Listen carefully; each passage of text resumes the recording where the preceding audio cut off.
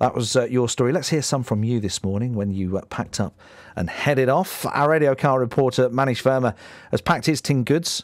He's ready to go off to college. When does term start, Manish?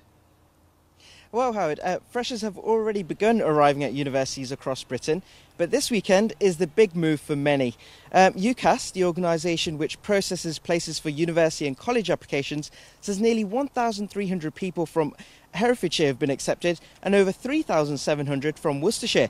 But as they leave for pastures new, over 4,000 new students from across the UK will be starting at the University of Worcester. Just over 3,000 of them are in their first year, and I spoke to some of them about their experiences so far. I was really nervous actually. I don't know, I made friends and I just got used to it really. It doesn't seem as daunting. Are you nervous, excited, a bit of both?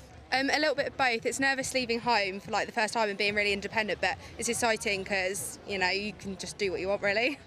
So far it's quite daunting, but just looking forward to it really. As an older chap's perspective, it's a bit weird being surrounded by so many youngsters. A lot of people here, a lot of people in groups. How difficult is it just to approach people? I think they make it out to be like, oh yeah, just go up to someone and be like, oh yeah, hey, be my friend, but it's not that easy. So at least there's two of us, we can go around in twos like, oh hey, you alright, yeah. Leaving home for the first time, how was that? It was hard, but it's everyone's proud of me back home and everything, and they're really excited for me as well, so it's just, I think just like my parents letting go. It was alright, yeah. My mum got a bit emotional, but it's expected, isn't it? I'll probably visit them occasionally. Tell us why you decided to even come to university. I mean, with the economic climate, did that put you off at all? At the end of the day, I can either go into a dead-end job or I can try and get a degree, get a good job, and if not, then I'll be in a dead-end job anyway, so it's nothing to lose really.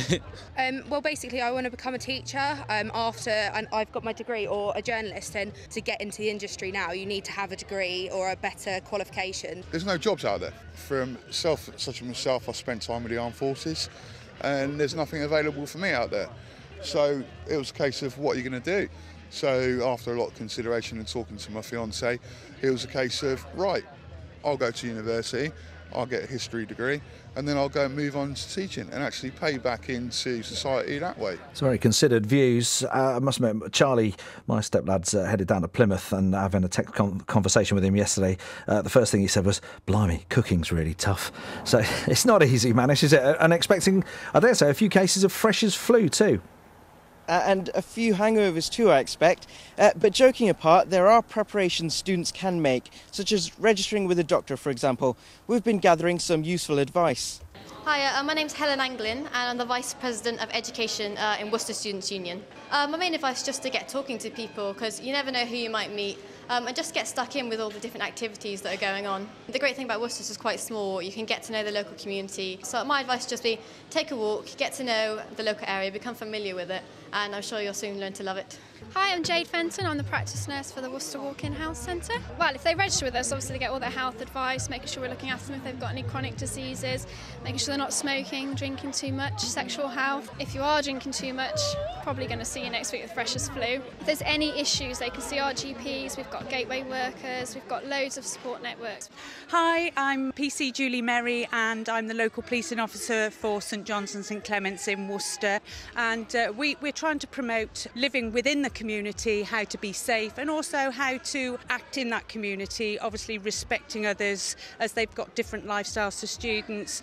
Be considerate to your neighbours, introduce yourself so people get to know who you are and start off on the right foot. Hi, I'm Emma Evans from Destination Worcestershire. Once you've been going out drinking till the early hours, it gets a bit boring after a while. So, there's plenty to do on the weekends with days out, walking and enjoying the countryside. There's lots of sporting activities they can do as well on the weekends. Make the most of what Worcestershire has to offer. Hi, my name's Kate Wilson and I'm here from Worcestershire Sexual Health. It's mainly about telling them about the local services. They might be new to the area, they might be returning students, and it's reminding them where they can go. We're hoping that people are protecting themselves, but we live in the real world and we know that there are sometimes hiccups in life. So there's a service if people are worried about infections where they can go, and if somebody does find out they're pregnant and they want help to support, we have a confidential counselling service which will help them to make the decision whatever that might be for the future, and make the most of their student days, because it's great fun here and they've got lots and lots of help and support around them. So, it's about making a balance between working hard and playing hard really while they're here.